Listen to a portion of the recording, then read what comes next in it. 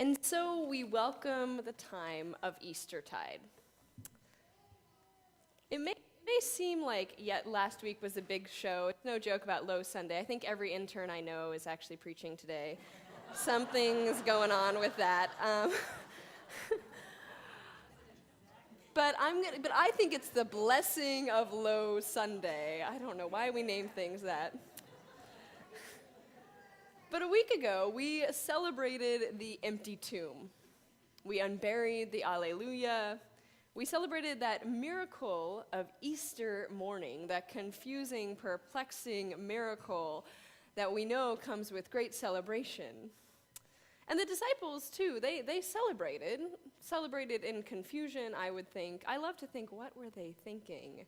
I mean, this band of merry people, I talk about them a lot because it's a fascinating group. And they were experiencing all of these emotions that come with this changed reality. There was, according to the different Gospels, I spent some time this week reading through these first kind of resurrection appearances. So there was celebration, there was absolute terror, there was disbelief, discovery, surprise, fear, doubt. And the disciples were undoubtedly filled with a sense of longing. Sense of longing for something that they had lost, something that was going to come, something that they didn't necessarily even know. And then Jesus appeared. Hooray! What a day. The Gospel of John tells us that the disciples were locked in an upper room. They were locked in a room. It was probably the upper room. That's what we tend to refer to it as. It was probably the same place that they had the Last Supper. It was the place where Jesus appeared. It was probably also the same place where down the road they had the experience of Pentecost. And the doors were locked because they were afraid. They didn't know what was coming. But that didn't stop Jesus. Jesus busts on in. Best criminal in the world, locked doors, no big deal, just appeared, and they probably said, oh, no. Thought that they were seeing a ghost, didn't know what was going on, and so he showed them his hands and his side, and they believed. And he came with a really simple message. He said, peace be with you. And the first time that he said it, it was probably a greeting, and then once they realized that this was Christ, that this was the risen Christ, peace be with you was actually suddenly a blessing, a message from God, and a way to live in the world. And then he breathed on them. We hope he had an Altoid. He'd just risen from the dead. That could have been rough. But either way, he breathed on them, and he said, receive the Holy Spirit. Receive the Holy Spirit, the breath, a common understanding of the Holy Spirit. And then he sent the disciples into the world. He said, just as God has sent me, so I send you. And he sent them with a message of peace and with the mission of resurrection in the world. And so we are in a similar time. We are sent out into the world with a message of resurrection, with a message of a confusing, terrifying, doubting, but amazing resurrection.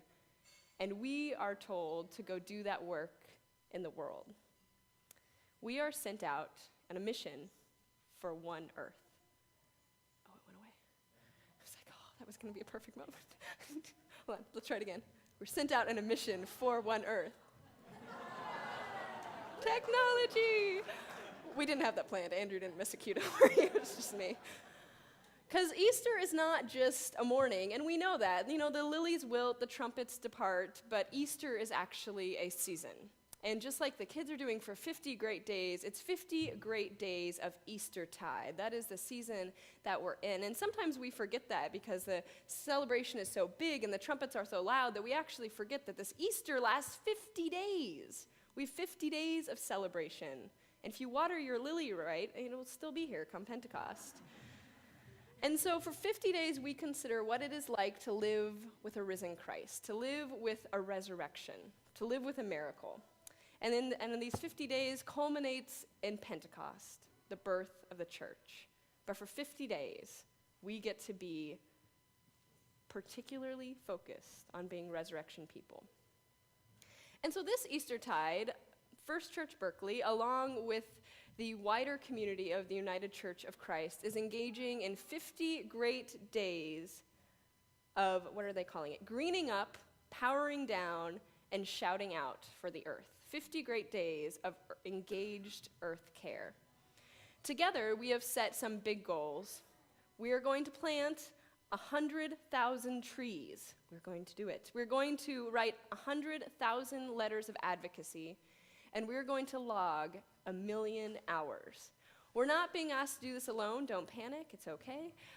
But we are doing this as a United Church of Christ. And when I checked the website on April 2nd, so this just started on April 1st. On April 2nd, we'd already planted 2,000 trees. And it was so powerful to see these numbers increasing as we commit to the earth. And so together, we are actually practicing resurrection for creation. We read the words of creation in Genesis, and similar stories exist in so many traditions. In the day that God made the earth and the heavens, when no plant of the field was yet in the earth, no herb of the field had yet sprung up, for God had not yet caused it to rain upon the earth, and there was no one to till the ground. But a stream would rise up from the earth and water the whole face of the ground. Then God formed man from the dust of the ground and breathed into his nostrils the breath of life. And the man became a living being. And God planted a garden in Eden in the east, and there he put the man who he had formed. And out of the ground, God made to grow every tree that is pleasant to the sight and good for food.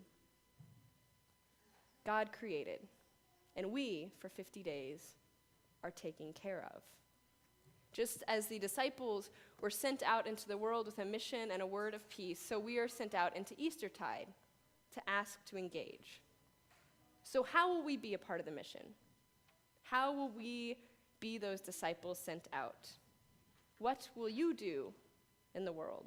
What is God calling you to do to work for this earth that is God's wondrous creation? I want to invite you to take a moment to turn to your neighbor and to talk about what you can do.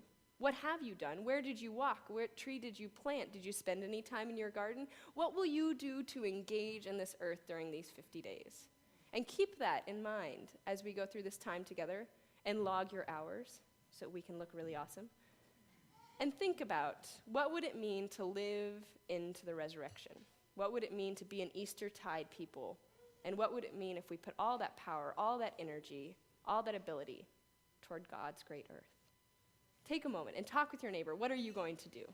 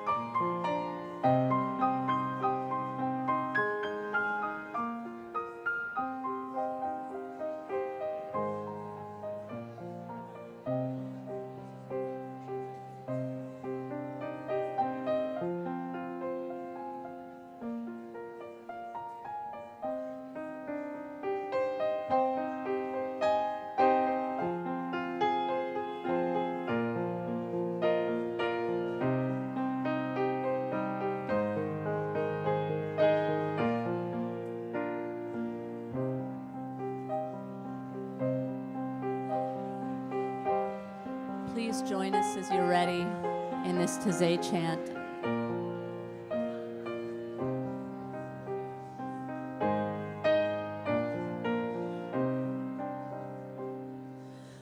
Christ has no body now on earth but yours, no hands but yours, no feet but yours. Yours are the eyes from which he pours out compassion unto the world.